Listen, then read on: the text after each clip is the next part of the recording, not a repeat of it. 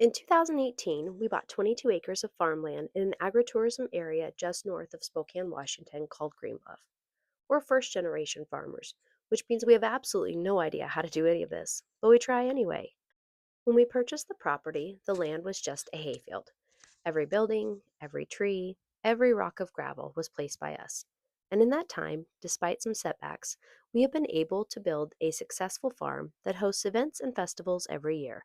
We've just finished a new building on the property, but wanted to give a little bit of our history on how we got here. So, the first thing we planted in early 2019 was 1,000 Christmas trees, and that seemed to go pretty well.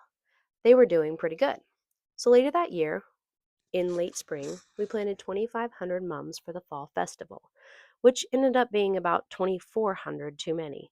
We sold those mums in a small white little building that we built towards the front of the property as our first farm shop.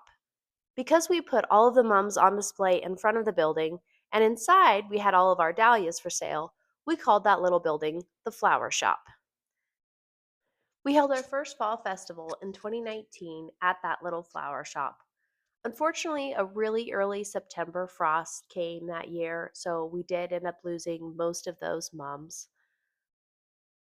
But we did learn that we definitely needed to plant pumpkins. Those would be a lot more hardy when that early frost came. So lots of lessons learned, but we were in the middle of building everything. We had our house build going on, we had a barn building going on.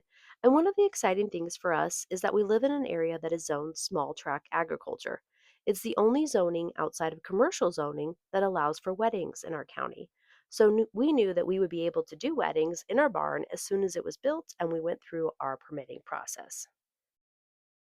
It was now 2020. The barn was built, the permitting process was done, and I think you probably know where this is going. 2020, as it turns out, was not a great year to start large scale events.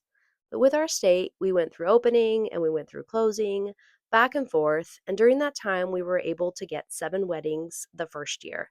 And it was actually really great for us to see how the process went and really understand that we definitely needed more staff to be able to hold these type of events. 2020 was also the year that we became a licensed winery.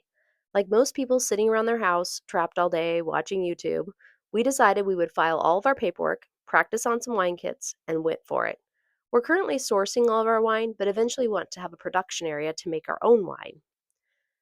2021 was our first year for You Pick tulips. We had planted them in the fall of 2020, and while the tulips grew in beautifully, it was actually kind of a flop. We didn't get very many customers that first year, but I did learn that I absolutely loved growing tulips. That spring, we also planted 200 apple trees. And like any good first generation farmer, we thought we could hold off on the deer fence because it would take a couple of years before we saw apples, right? Well, it turns out the deer actually eat the trees, not just the apples. So, between the deer and the drought we had later that summer, all 200 apple trees that we planted in 2021 died. But 2021 was the first year that we also started growing pumpkins. Well, technically, we had planted some pumpkins in 2020, but we gave up on them once we realized we would not be able to have a fall festival that year. So 2021 was our first real season of pumpkins. And 2021 also brought a surge of weddings. Everyone that got canceled in 2020 was pushed off until 2021. Our zoning allows for us to do 25 events per year, and we hit our maximum that year. In 2022, we planted our vineyard of 500 Vidal Blanc grapes.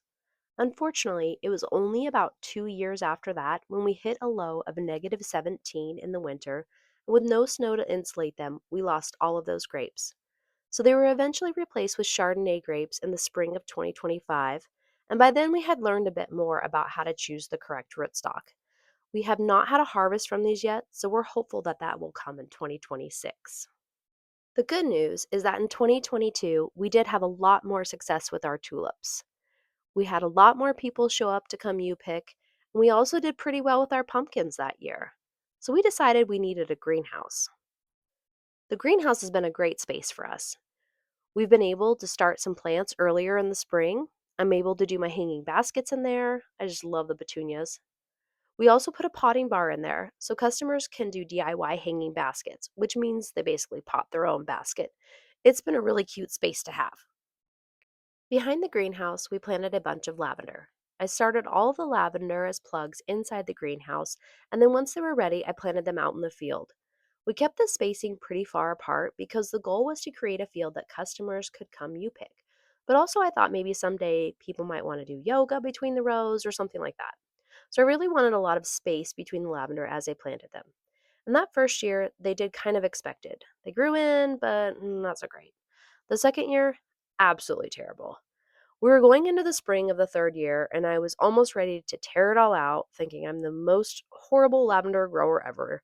But we gave it one more shot, weeding everything, and the old adage is absolutely true. The first year they sleep, the second year they creep, and the third year they leap. There was so much lavender for me to harvest. It took me so long. I can't wait for next year in 2026 when we finally get to open for you pick because that was just way too much work for me to do on my own. A really cool part about the lavender field, and probably my favorite part about the lavender field, is that it gave us a racetrack right down the center for our corgi races that we hold on the first Sunday in October at our fall festival. That first Sunday is called Halloween on the Bluff, and it's dedicated to the dogs. We have a dog costume contest, and then we have a corgi race. It's awesome. It's definitely one of the best days of the whole year. The greenhouse was finished in 2023, so we've been able to incorporate the space into our festivals for 2024 and 2025. Each year, our tulips have become more and more popular. We don't charge an admission fee, but instead charge per stem, and I think customers really like that they can take something home with them. Our fall festivals have also grown each year. We've been able to add more vendors, more live music, more food offerings, and all of that has helped us sell our pumpkins. We just about sold out all of our pumpkins in 2025, which was pretty incredible. The greenhouse is located behind our flower shop at the front of the property, which is sort of the open to the public part of the property. That's where we hold our Mother's Day festival and all of the fall festival activities. There's lots of space for the vendor fairs, and the greenhouse has been a pretty good space for people to go into if it did happen to rain, but it's not climate controlled. It's a real functioning greenhouse. So it gets really hot in the summer, and it doesn't stay very warm in the winter. There's no restrooms or any amenities in there.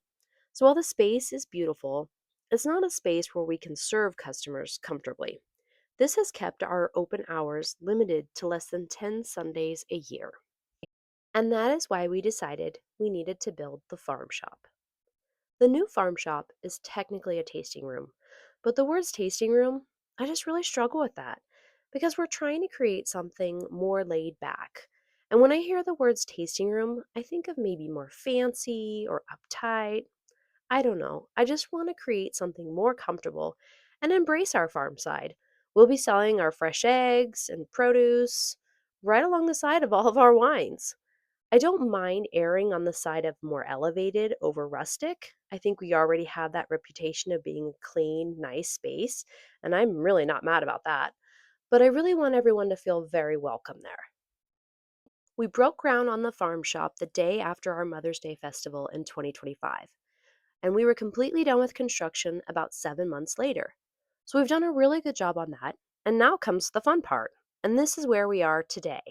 I'm about ready to start decorating this place and getting all of the finishing touches done. Right now it's January, and we are hoping that we will finish everything in time for the space to be open when the tulips bloom this spring. We're documenting this process so one day when we're retired and sailing around the world, we can look back on the time when we decided to be farmers. So if you're watching now, you are here from the start of this next adventure. I really don't know what this next chapter will hold, but I'm excited to have you follow us along.